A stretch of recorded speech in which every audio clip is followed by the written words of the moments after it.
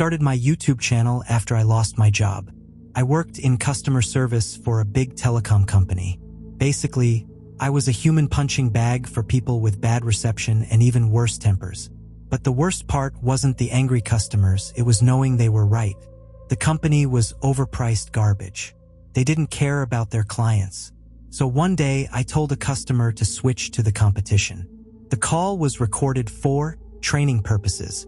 A week later, my keycard didn't work anymore. Of course, I knew the call was recorded. I just didn't want the job anymore.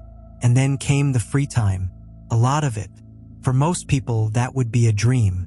But for me, the emptiness just ate me alive. After 2 weeks, I was ready to call my boss and beg for my old job back. And I would have, if I hadn't run into an old school friend at the supermarket. Tom had been the quiet, nerdy type in school. But the guy I met in the parking lot was nothing like the kid I remembered. He was tall, well-dressed, and carried himself with an easy confidence. He had that kind of energy people talk about when they say someone has found their center. Whatever that's supposed to mean. We started talking. He told me he was a YouTuber, a content creator. He had a channel about cartooning, one about baseball, and his biggest success was a channel where he posted body cam footage from police operations. You make a living from that? I asked. Turns out, he not only made enough money, but he also enjoyed his work. Maybe that's why he had such a positive vibe. He liked going to work in the morning. He didn't hate his boss. He didn't have annoying coworkers to avoid. He gave me his number and told me I should try YouTube too. It takes time to build a community and start making money, but he said it was worth it. And what should I make videos about? Well, the thing you love the most. I drove home and thought about it. What do I love the most? I don't know much about cars. I don't care about sports. And watching cops beat up innocent people doesn't seem all that interesting to me. The only thing that came to mind was cleaning. I don't love the end result of cleaning, the order itself, but the process. Watching something wild and chaotic slowly fade away, replaced by calm and structure, fills me with a deep sense of peace. The emptiness disappears, and for a moment, my existence in this world doesn't feel so meaningless. Cleaning was the only thing that made my unemployment bearable. I spent the first half of the day turning my apartment into a complete mess, just so I could enjoy cleaning it up in the second half. That was my drug. So I started filming myself while cleaning my apartment. I uploaded the videos, and then nothing happened. Just like Tom had predicted, at first no one cares.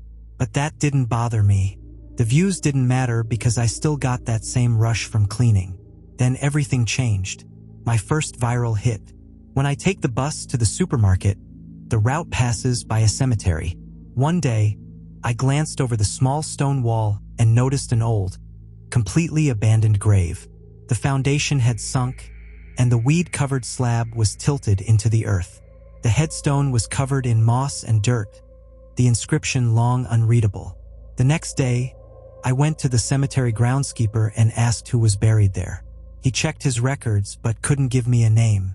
All I can see in my system is that the burial rights expired in 1987. The family never renewed them, so that means no one takes care of the grave? I asked. The groundskeeper nodded.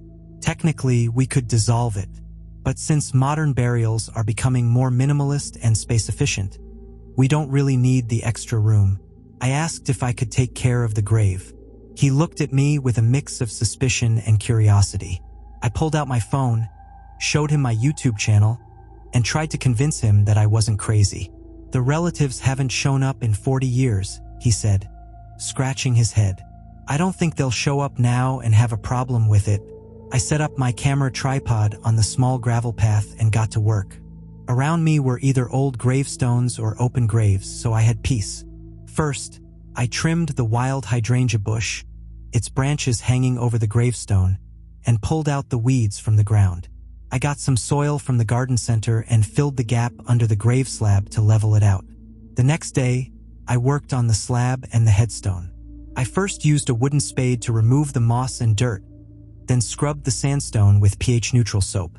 After the third round, the headstone regained its original color, lava gray. Once that was done, I cleaned the inscriptions, ornaments, and engravings with a toothbrush until they were legible. Beneath the name and the birth and death dates was a line. "Forget me not, or I won't forget you." I thought about that last line a lot while I packed up my stuff and took down the tripod. Why would someone have something like that carved on their gravestone? Was it a threat? Or was she known for her sense of humor, and maybe it was her way of leaving a parting gift for the world? I drove home, worked on the video late into the night, uploaded it, and went to sleep. That night, I slept badly and had a strange nightmare. I was trapped in some kind of steel oven, surrounded by naked people with animal heads instead of their own. Then the fire appeared under the oven, and we were all baked alive. The half-human, half-animal creatures screamed, trying to push themselves up, away from the flames. I had no chance and was pressed down toward the fire. Even though it was just a dream, I felt the pain and fear. I was pushed against the hot floor, and the smell of my burning skin filled my nose, followed by blinding pain and desperate screams. When I woke up, my chest hurt and felt burned. Even though there were no signs of injury, the feeling went away, especially when I checked my YouTube account. The cemetery video had gone viral overnight. It had been online for less than 6 hours and already had 109,876 views, and my subscribers jumped to 2,318. The numbers kept growing throughout the day, and by evening, 876,909 people had watched the video and were discussing it. While some thought it was nice that someone had finally taken care of the grave, others felt I had disturbed the privacy and peace of the grave, just for clicks. Less than 24 hours after I uploaded the video, I hit the magic mark of 1 million views. And with the success came the first collaboration requests from companies that made cleaning products and cleaning tools. Tom also reached out and congratulated me on the success. He said it would have taken him over a year to hit 1 million. Apparently, I was some kind of natural talent. He also wanted to collaborate with me. A noise woke me up that night. I tried to get up and check, but suddenly, I couldn't move my body. I screamed with all my strength, but no sound came out. The more I fought it, the weaker I became. Then I saw a shadow, the silhouette of a woman, as she entered the room and leaned over me. I fell into a dark hole. I lost all will to live. Everything bad and evil that had happened to me in my life suddenly came back to me. It was like sitting in an empty movie theater, watching the worst moments of my life on the huge screen. The tragic death of my parents, the child who only lived until the second trimester, the failed marriage, the drug addiction. I saw it all so clearly. I was worthless and deserved to die. Yes, it was my duty to throw myself out the window right now or slit my throat with a knife. The loud knocking at the door woke me from my sleep.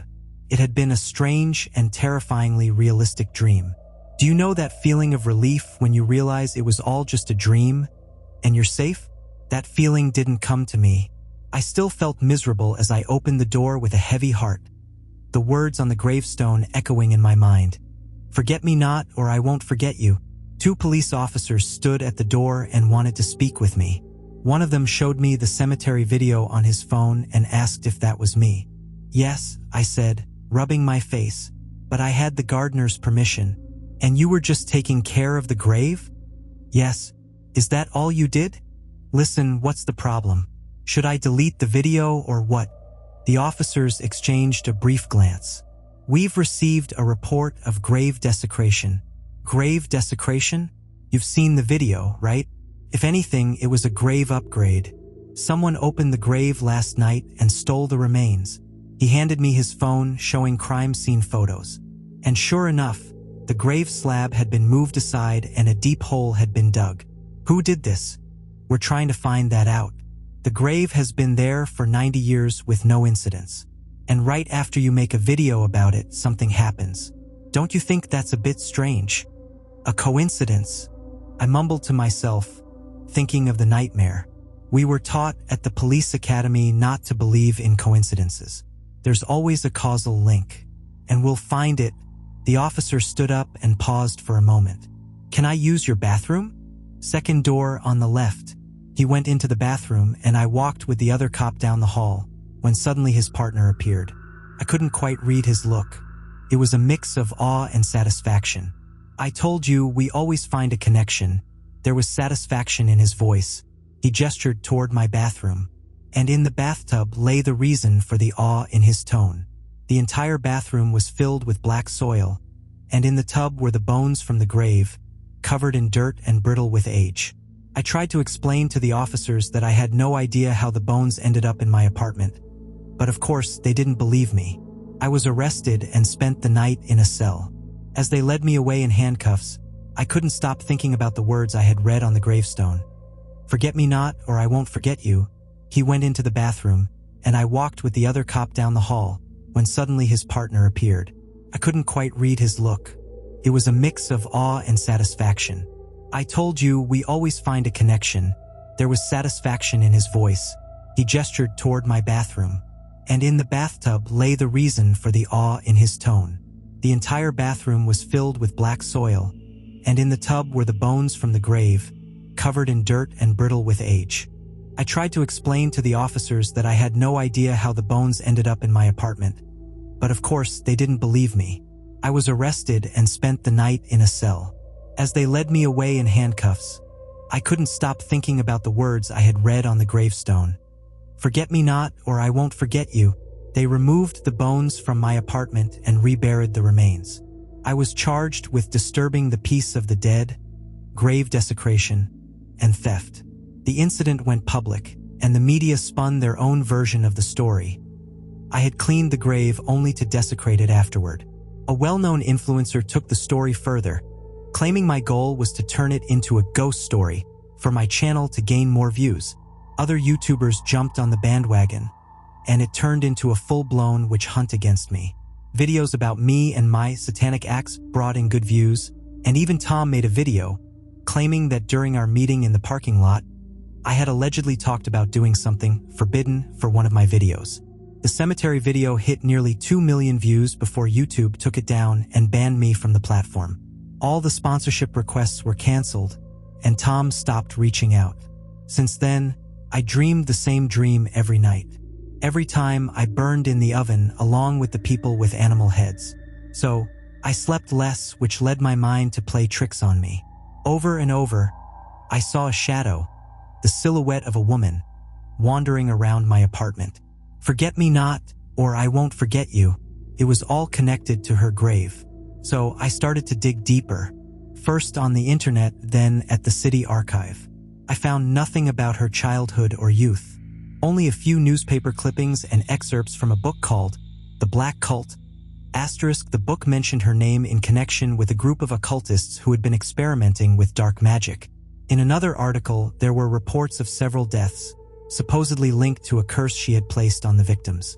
"Forget me not, or I won't forget you." And the darkness came into my life too. I couldn't get a job anymore because the whole country knew me as the clickbait grave desecrator. I couldn't pay my rent and had to leave my apartment.